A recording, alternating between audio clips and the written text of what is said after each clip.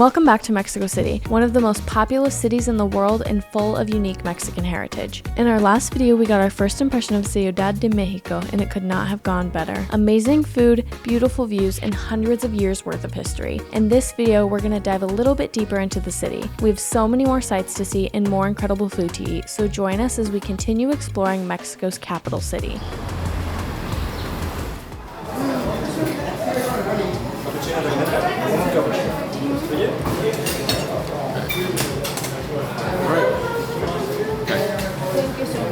Breakfast, second day here in Mexico City, and we are at Gala Panaderia, which is kind of like a speakeasy bakery. You show up, you have to ring a doorbell, they let you in, you come down this hallway, and then you walk into this really small space, very private. It's really just the bakery with like a couple tables. There's Italian space, so we got to sit at this metal cooking table that is overlooking the kitchen.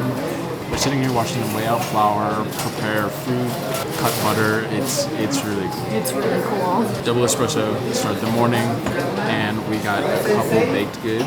I think this is similar to something we got at lunch yesterday as our dessert. It was like some sort of orange, very fluffy pastry. It looks like it, so I'm hoping that it's the same. I just grabbed it. This bread is so fluffy. That's really good. That bread is so soft. Ooh, just like grapes. Super gently. Sugar coating the top.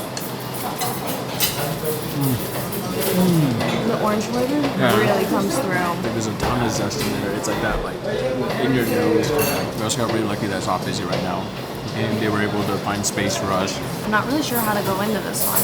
I might just take a bite out of it. Whoa. Oh my god, the jelly. Laminated dough, wrapped vertically, sugar on top, what looks like a compote. He said it was strawberry. It's super fresh. Yeah. Some cream in there. And there's cream at the bottom. Ooh.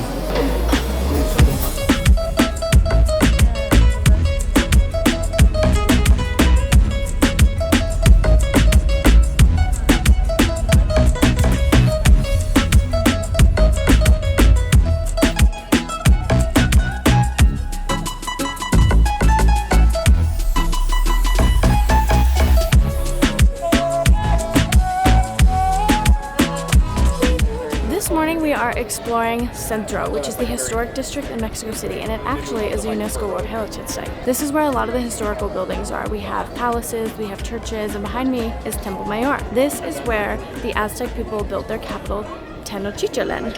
Tenochtitlan? Tenochtitlan. This is where the Aztec people built their capital, Tenochtitlan, and it was settled around 1325. In the 1500s, the Spaniards came in, they destroyed everything, they repurposed all the materials to build other things. Luckily, in the 70s, some electrical workers were digging for electrical wires, and they found this, and they were able to fully excavate it, and now it's open to the public, and we are so lucky that it is because the ruins are so cool to see. In the 1320s, that's so crazy. When the Aztecs built Tenochtitlan, it actually was built on a little island in the middle of a lake. And when the Spaniards came in, they wanted more land, so they kind of dredged up the lake. They emptied out the aquifer that this is on top of. So Mexico City, Centro, is actually sinking. And you can tell by some of the buildings. They're all a little off kilter because the city is literally sinking. Centro is not just home to the Templo Mayor Museum, but also the Metropolitan Cathedral, the National Palace, and the Plaza de la Constitucion. We are currently in the Metropolitan Cathedral, and it is amazing in here. There's two different cathedral halls where they hold services, and both of them are equally as beautiful. There is currently a service going on. They had the hall split into two, so you could explore most of it, but then where the service was going on, you couldn't go up that far. But we were able to see the majority of it, and it is well worth it. It's free to enter, it's so pretty, and it's actually the first cathedral ever built in the Americas. It was opened in the 1800s, the early 1800s, so this building is old.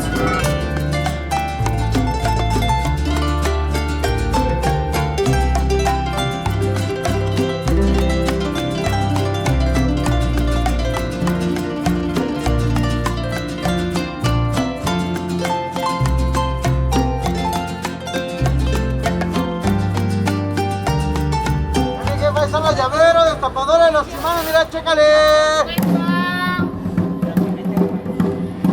There are are street vendors selling stuff everywhere. The entire plaza is covered with them. There's music, there's performers, there's just people walking around. It's so busy right now. I will say Centro has been the liveliest and busiest area that we've been to so far. We haven't seen nearly this many people in such density out and about at the same time. It is also a Sunday right now, and it does seem like there's an event happening in Plaza de la Constitución. So it's closed off, so that might be contributing to why it's so busy and lively right now. But I can imagine that this area, just with being the historic district, with plenty of stuff for tourists to see, it's a very busy area, but it's a ton of fun, super lively. And I'm glad we finally made it out here. Tourista.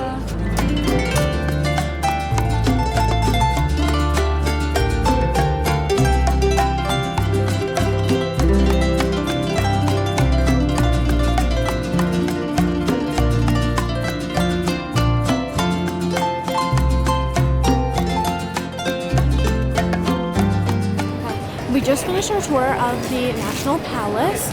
It's a little bit confusing, there's not a lot of information, but there's a building next to the National Palace where you get your ticket. It's a free ticket, but you have to sign up for a tour. The only way you can go into the palace is with a tour. It's an hour long, it's guided, they take you through the palace, they talk to you about all of the murals, they talk to you about the palace itself, the history of Mexico. It was all very interesting, and it was definitely worth it, especially because it was free. But just be prepared for a lot of standing. It's an hour long and you kind of just stand the entire time, but it was really interesting. The tour was really cool. Our guide gave us a very in-depth breakdown and explanation of all the Diego Rivera murals in the palace. And it is very strict. You do have to stick with your guide, and the group does have to stay very close together. There is a guard sticking with you the whole time, so you're not really allowed to break from the group, but well worth it.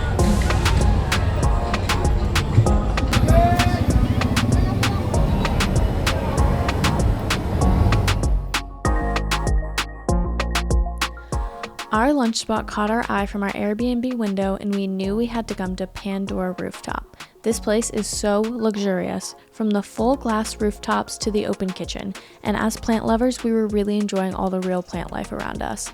And the craft cocktails were really cool. This was the first time we've ever seen flavored oils used in a drink. If you're feeling adventurous, ask to get a table on the glass floor.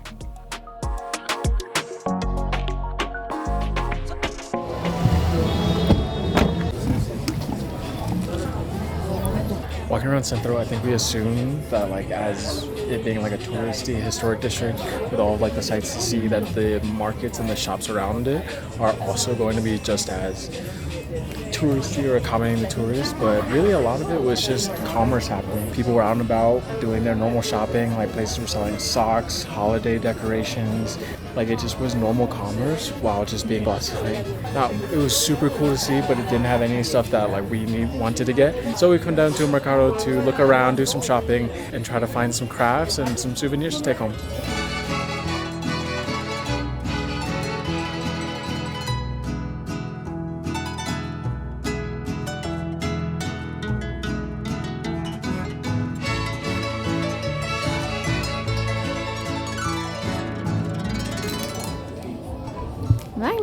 I was worried based on how busy Centro was. I was worried that the market was also going to be incredibly hectic. And it's not. It's peaceful. We've been just walking around, seeing all the shops. And these shops are a lot more our style. They are more handcrafted. They have some souvenirs. They have a lot of pottery. They have a lot of really cool stuff here. Textiles, all kinds of stuff. This is much more what we were looking for. So I'm happy that we were able to come.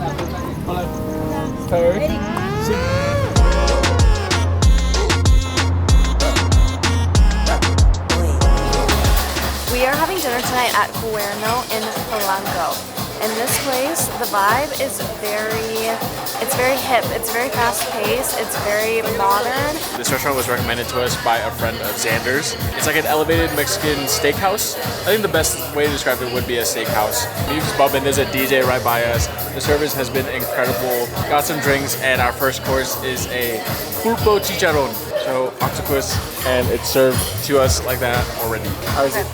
It's very good. The octopus, I usually don't love octopus, but this is very well done. It's very yummy. It's a little bit spicy, just a teeny tiny bit. So if you like spicy, this is for you. This is so good. Oh my goodness, that's so good. It's really good. Super tender.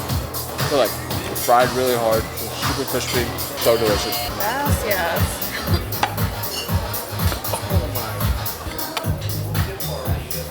Perfect, perfecto. Listo. Whoa. We all got bone marrow, and I didn't realize we were all getting bone marrow. Yeah. Kate and I both got ribeyes with bone marrow. Bailey got the tacos filet.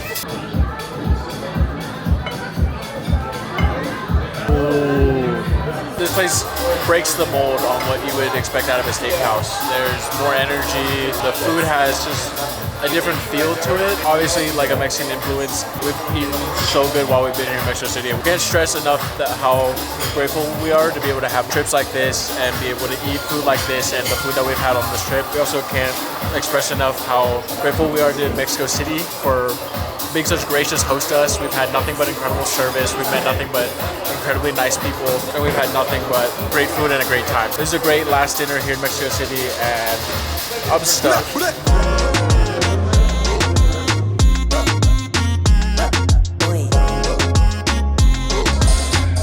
Okay, so here's the sitch. We are at Handshake Speakeasy, which was rated the #1 best bar in North America the last 2 years. No, in the Americas. Oh, yes. #1 best bar in #1. the Americas. For 2 years in a row.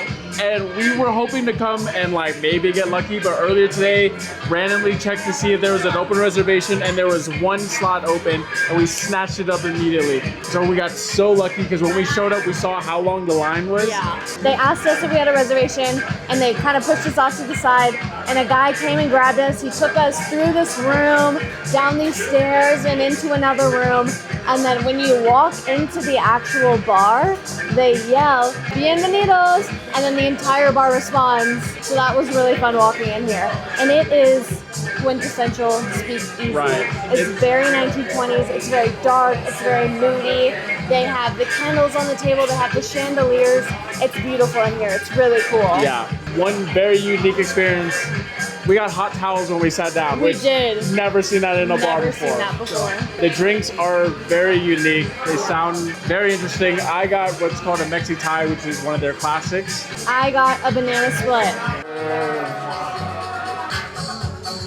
You would never think a martini that is completely clear. You'd be able to taste tomato, lime, coconut, the gin. Oh no, it's tequila, right?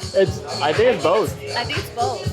Yeah, you would never know. That's so crazy. And when they say banana split, they mean it.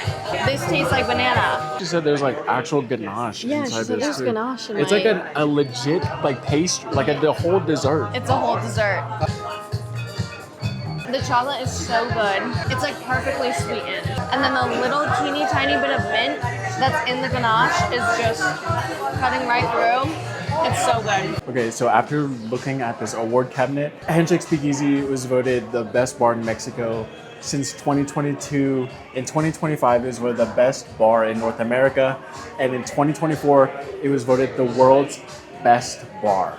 And we can concur. Big Martini has gin, tequila, and vermouth. Garnish is a hot steak and lemon zest. Thank you. Peanut butter jelly has vodka, raspberry, peanut butter, and vermouth. Enjoy! Gracias. Whoa. That's crazy. Okay. It's a white chocolate peanut, like, but it's made to look like a little mini peanut butter sandwich. It looks exactly like bread. For my second drink, I got a pina colada. I was curious to see what they would do with it here. It's clear, like it's perfectly clear. I think she says like a micro coriander, so like a like micro cilantro. Oh, somehow it tastes so fresh. Like the juice, I guess, that gives you the fruity flavor just tastes so fresh, and it's so light and crisp. It's so good. For the first sip, she recommends just taking a sip. Second sip, she recommends taking a sip, eating some of this, and then continuing that. Let me try one of these. It's so aromatic but before you bite into the leaf, it still is like filling your mouth with the flavor. And then sipping the drink with it too is such a crazy combo, but it's working so well. I got the fig martini. It is seriously just a perfect martini. There's actually a whole fig in there. Everything's so balanced. You get every little bit of flavor in there. It's great. I really cannot believe we're here. We really were not thinking that we were going to be able to make it, just because #1 bar in the Americas. Like, waiting in line was going to be insane. So it is perfect that we were able to get this reservation. I'm so happy. ¡Hasta luego!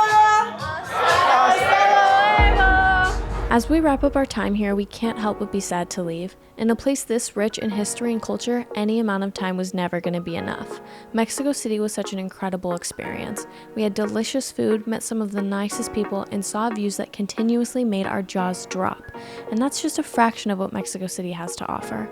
We're so lucky to have such an unbelievable trip and share it with some amazing friends. Leave us a like if you enjoyed coming along, and we'll definitely be back, so let us know in the comments what we should do the next time. Subscribe to catch us at our next stop.